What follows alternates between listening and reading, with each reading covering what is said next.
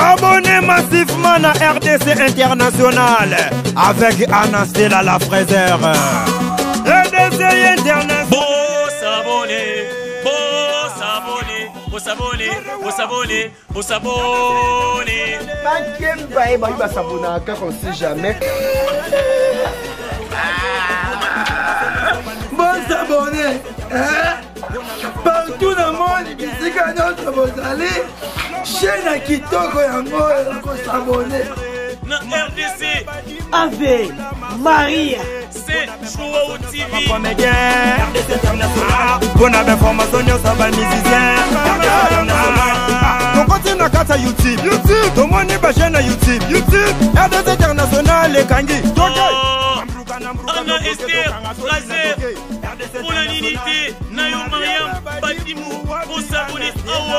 Yawa, this is your channel. We try to segment with the rest of the International. Bonne information sur les politiciens. RDC International. Ah oui, nous sommes une famille, nous sommes une équipe. Comme nous avons toujours l'habitude de dire, RDC International est là pour vous informer. Là-bas, on sort pour vos informations à temps réel. Aimable internaute, bonjour, bonsoir, ça dépend de l'heure à laquelle vous nous suivez. Vous êtes belé, vous êtes en téléphone en train de suivre votre humble servante Fallon Tetila Nenge Boyebi, Nabobo Mesano, Tozakabo, on a bien Mamina Bissou, Kassilelo Yo.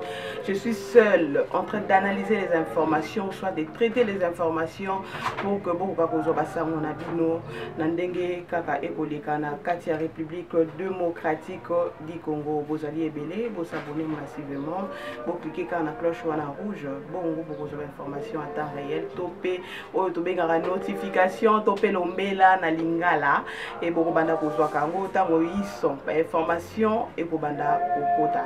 D'abord, nous allons parler Boyebi Kita depuis le 2 novembre. Consultation et Fongwa Maki Bongo, chef de l'État, Fongola Kimaboko, Abenga Kibato, ya tendance politique, Nyonso, Bakuta, Nabakwa Kosangana. Selon Denge, liste Bimaki, Tomona Ki Bandeko Mingi Balikaki, Tomoni société civile, Tomoni Balaïque, Tomoni chef coutumier, Tomoni confession religieuse même. Bakendaki, Babelemaki, Kashi, Ngambo la Mouka, Tomonaki présence, il y a deux leaders Kaka, subdivisés en deux, Tobite Sogi la Mouka est subdivisé, et Tigali, elle, la Mouka internationale, il y a Moïse Katumbi, Topé Jean-Pierre Bemba Gombo, deux leaders marquants, et Topé Tigali Kaka. La Mouka, il y a Adolphe Mouzito, El Kinshasa, il y a Marcel Fayoul m'a dit, oh, voici la rabon, Oti Mokolomo, les locaux pour réclamer vérité des urnes. Mon condiment à Koukamba, 2 ans déjà, depuis qu'il est en exercice au pouvoir, Tata Mokondi Ekolo Congo, Félix Antoine Tshisekedi Tshilombo, Lelo Yo a réclamé la vérité des urnes. Parlons des consultations, ne sortons pas du sujet, Toti Kalaka Awana. À faire consultation, tout le monde a qui Moïse Katumbi a qui bon pour se représenter. Oyo ndeko Kabila Lobaka a ko foulé jamais ma colonie na kata Kinshasa. Et grâce à Félix Antoine Tshisekedi Tshilombo, Moïse Katumbi a foulé qui ba pat na ye, tout le monde a qui présence ya ba leader ya MLC, ba parti politique ya ba tendance confondue. Oyo ba constituer la Mouka kasi ba to ba redéplorer présence ya SID. Ya président Martin Fayoul m'a dit oyo za na bâton ya commandement, o le loi ko kumba la Mouka. SID s'est présenté à quitter. Et puis, mouvement aussi à Adolphe Mozito et s'est présenté à quitter.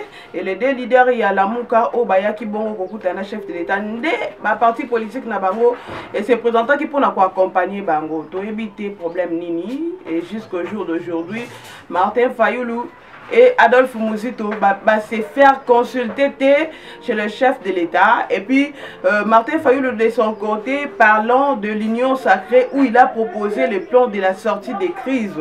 Pour naïe, il fallait que le chef de l'État pour pratiquer le plan de la sortie des crises. Et il n'était pas question de consultation. Et ils disent que le chef de l'État consulte qui et qui est malade. Donc le quid sur les raisonnements, soit la réflexion de Martin Fayoulou, nous pousse aussi à aller au-delà de nos analyses. Aimable internaute, boyo kapenza malamu malamu, bo zapete, bo tikala kakawana. Et préféré bimana silence. Martin Fayoulou m'a dit qu'il proclame meeting moko pour la fin du mois. Et Adolphe Mouzito a proclamé pour les 18 novembre. ils ont un certain dimanche qu'il proposa meeting na ye kozala bongo na Tchango akolobela bongo na este ya Tchango akolobela sur ba point parce que balingi babima na silence tokoyoka biso RDC international tokozala wana pona opesa bino basango na bino. Nous signalons que yende mutapasa ki bato ya commandement et pas ya ndeko Martin Fayulu Madidi donc bakoloba nini et par rapport à makambo ndenge koleka nous vous signalons déjà que bientôt consultation et kokoma na suka nango et nini so esali to vanda po tolobela makambo FCC son géniteur Joseph Kabila et bango pe babendanaki pendant qu'il y avait consultation babendanaki pe mopanzi bango pe basanganaki na lolenge na bango na yeme ya kingakati et puis asangisaki ba police na ye ba député celui ya FCC babelemaki bakendaki na hôtel moko na kotanga kombo te to liembo hôtel wana te nous n'allons pas faire la publicité de cet hôtel et bakendaki kosangana babetaki pe masolo ebele ba vidéo circulaki ke bakotia ndeko Félix Antoine Tshisekedi Tshilombo papa mokambi ekolo Congo batia na mabondeli puka kwa ko violer constitution te motuna e tindami to tuna bino bandeko ya FCC to le géniteur les raïs Joseph Kabila Kabange vous avez violé la constitution. Vous avez fait souffrir ce peuple pendant 18 ans. Vos gouvernants, botika population congolaise na Paris foot. Bandeko mibali kino 40 ans. Bafandaka na bandako ya ba parents na bango. Ba oyo bazo tanga. Bo lobelaka makambo ya création d'emploi. Ba recréer nini aussi longtemps ba anelo ote na maboko. Ba bourse comme ya pasi ezara kutu lisusu te s'il faudrait bien le dire. Ba bourse ezala raté. Peuple congolais oyo atikala na situation moko précaire. Ya kolia na nuna pasi. Peuple congolais azanga même mungu ya kotia na matebe. Et lelo yo boko tele makara. Vous pouvez pas laisser vraiment l'espace na bandeko bakoya. Nous voyons bel et bien que le chef de l'État a la volonté politique. Il a la volonté de travailler mais ba pour des bananes partout. Pour la coalition Oyo Salana Bino. Il n'avait pas la majorité parlementaire. Azori Karaebonga. Et puis l'élection d'Enge Salimaki Tomona Kizaki dans Matata, machine à voter ou pas, boye boye. Et le chef de l'État n'a que lui-même local Azwaka Kaebonga, majorité parlementaire Lelo Azwakanangote, ils ont majorité moko fabriquée. Oh lelo kino lelo epesa mabunda tetu ko legaka ko salaka mobekwa yeme au lieu de servir de faire pour le Congo, de travailler pour le Congo. Akoma ko zwana yeba mikano bongo na tina ko lekisaka balwa ya sakata balwa ya minaku. Heureusement le chef de l'État est éveillé. Quittons sur cela, sur les consultations, quittons sur le plan de FCC. Et puis ses membres. Et parlons maintenant de la destitution de Janine Mabunda. Janine Mabunda, le député demande qu'il soit destitué. Sur les réseaux sociaux, parce que nous disons que les rumeurs sont aussi des informations. Il y a eu des informations qui circulaient sur l'affaire 14 000 $. 14 000 $ et puis ça m'a a deux tranches. Député au voté pour la destitution de Janine Mabunda. On avance à 7 000 et puis après on a 7 000 restants. Tout retourne à Boy. Motune pesa medibiso parce que toloba toza minoko ya peuple. Motune pesa medibiso to tuna. Na ba konzo ba ko kamba biso. 14 000 wane ko uta wapi pour que ba pesa na chaque député. Et ba député on a parlement bazaka 500. Dans les 500 là 14 000 to betango fois 500. Aussi longtemps bato ba ko pesa mayele pour que bino bo ma ba député. Boko ma français wana malamu. Bo maniola bongo ba makanisi. Malamu koleka. Topé bosala ba proposition ya ba loi.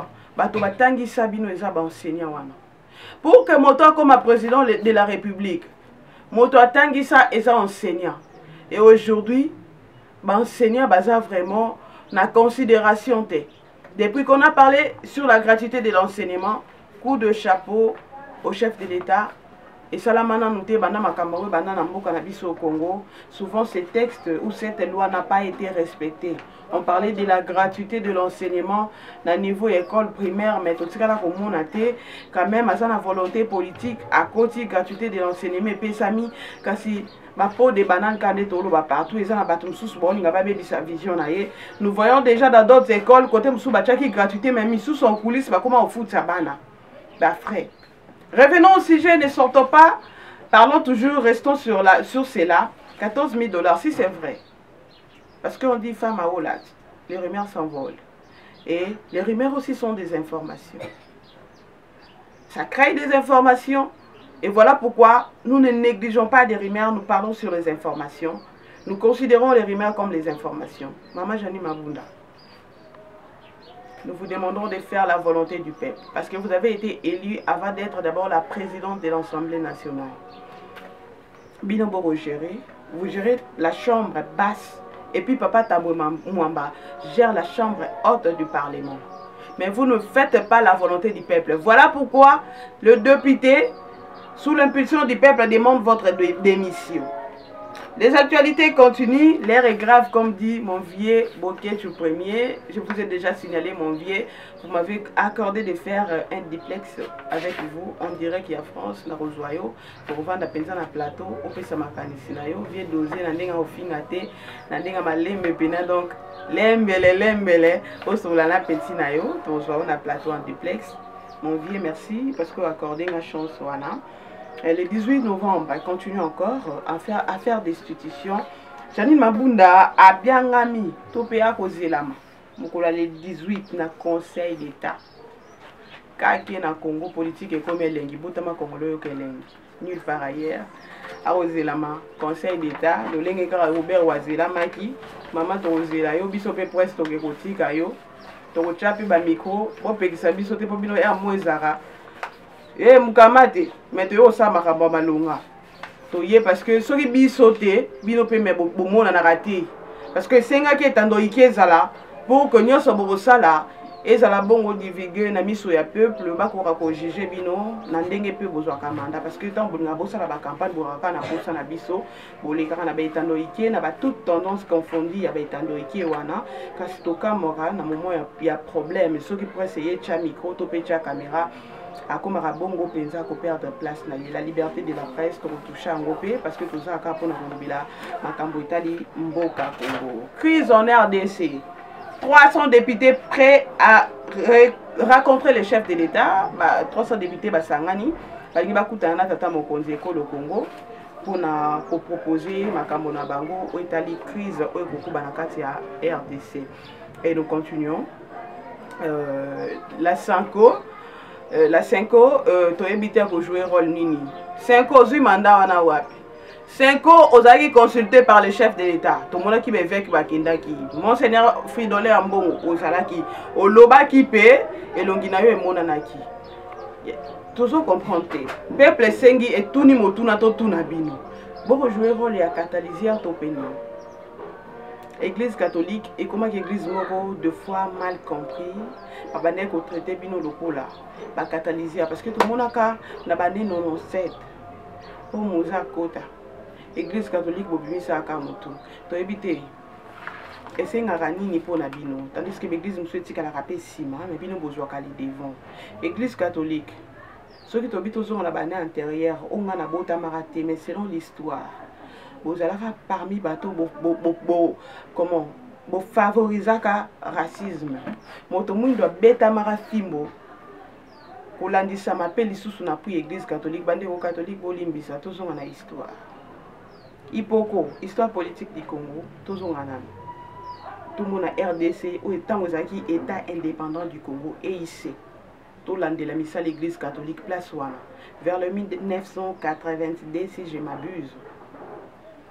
Toute la histoire ya Congo très bien. Vous voyez parole l'église catholique. Tout le monde est 5 ans, même 5 ans, à qui consulté par le chef de l'État. Le même 5 ans, à qui n'a kokuta na sous na roya kingakati.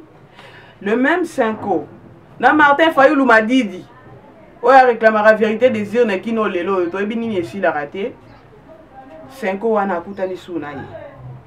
Sikoyo. Ok, ozo pe sa sango nini, to pe 5 ans, to tuna motuna a ko jouer rôle nini. Ou soit as mandaté par le chef de l'État. To pesa la causerie moro batindi a ki ko solo la. Akutana Martin Fayulu m'a dit o akobo ya tilelo ko se faire consulter pour ya lobi a malade te. Habité ba consulter nini pour Congo une des malades. Oui, le chef de l'État a consulté Congo et l'on a bino mutamta pesa makantina. Il coup de chapeau au docteur Tiani, il a été consulté. Moi je lui appelle mon parrain, mon papa. Le docteur Tiani a été consulté, il avait dit aussi qu'il a remis le Kassanaye pas chef de l'État, oui ça m'a au secret. mais asengaki alobi soki kozongisa lien entre RDC na États-Unis d'Amérique oh lelo Joe Biden abimi président oh tomonaki pe ba photo azaki bongo na Jeannette Kabila alobi papa Tiani papa Noël Tiani Mwadiavita asengi wazaki candidat président en 2018 tout ça qui n'est plus monsieur les gars na RDC international bon monaki yango tozongela ye parce que autaki consultation na chef de l'État toyeba makanisi nini apesaki kaneva na ezalaki nini et il demandait le poste ya banque abla pesa côté économie ba pesa côté banque il va renouveler des liens bon comprendre tabi il a la facilité ya rekutana na Joe Biden et il révéla encore des choses qu'il a même le numéro de Joe Biden. Et je pense que le président de la République a la presse en général. Biso ba YouTube, internet et na média normal national, qui est international aussi. Dito inezaka wana pona oyoka. Et oyoka pembela ya docteur Tiani. Biso RDC international. Toko zongi la docteur Tiani. Et voilà, l'issue Tomoni Harry Thomas Lukondo. Lukondo a été comme la rencontre d'un chef de l'État. Et la rencontre n'a pas basola qui nous chef de l'État lui a abandonné accord qui n'a partenaire naïe.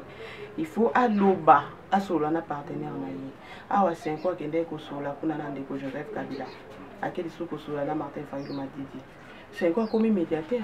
Parce que quand la Awa et le chef de l'État le bien pour abandonner accord naïe. Na partenaire na ya coalition otoyebi ndeko Joseph Kabila Kabangé et toyebi ti avant ba consultation il faut ba kutana parce que bazana makamba ko solola pour la maïmatali école Congo démocratique peuple congolais bino ba itobe na ba diaspora voilà analyse auto celle qui bino mokolo ya lelo oboye ba situation ekotambola na mboka Congo démocratique oye ba maïma kolekana République démocratique du Congo où ils allaient mboka na bino botika parce que RDC a vraiment la crise makasi bino mo bay boza kuna boko remarquer ba famille mingi bika kana bino bay tobinga ka ba diaspora bino defo botinda mbongo ya na kati ya mboka mais chef de l'État tant azora bokonza benga kana bino ba diaspora boya elongo bosangana po totombola kita ekolo Congo tope mboka Congo yango tosengi bino botika Congo démocratique ti biso na bino to bonde ya mboki kende liboso et après consultation to koyeba nini lisusu ko salama parce que consultation mingi ba pesa yango chance te tata mokonzi ekolo Congo moko ayebi wa kosala ndenge nini ya kokamba mboka soki pe bapo de banane eza na coalition kokata yango parce que mingi bako déclarer déjà banda kolobela makambo etali coalition oyo fallait akata et chef de l'État uta ekoloba il y a de cela 2 semaines pour mettre clair par rapport à la coalition na ye nandeko Joseph Kabila to pe lingomba ya FCC Fonds commun pour le Congo pour yebaki suite nango totiki bino vraiment quand il y a des actualités on se pointera toujours à l'horizon pour vous informer car on est dans le baga RDC international des Awana pour vous puiser à la source. Nous ne tâtonnons pas, nous vous informons à temps réel. Je dis un grand merci à mon caméraman Jedi, lui qui s'est donné de la peine pour venir prendre des images pour que analyse à mon collègue et pour accompagner la vidéo. Merci la coach Nanga Emmanuel Tichaka Yenga, c'est lui le coach parce que derrière une grande dame se cache un grand homme, vous comprenez quand même. Et merci à maman Esther, ma patronne depuis Londres. Merci la bébé de la presse Eliezer, notre réalisateur, Souri Bilili comme il a rabino, c'est Sandeko Jidi et Eliezer, bébé de la presse. Merci à Jeanne Ngoma, les pétroliers depuis Canada. Merci à maman Gabrielle Vangou. Merci à Prudence Ngakoso depuis Paris. Merci à Titi Lumbu Paris encore. Et la bâtonnière se vous soutenir à Bisso, spirituellement, moralement, financièrement. Et pas tout Cambonia, Nayana Bossanayo. Merci depuis France, Narozela, pour lui, d'ici 17h. Pas tout Cambonia. Merci beaucoup. Et ceux qui sont invités, tout le temps, au revoir.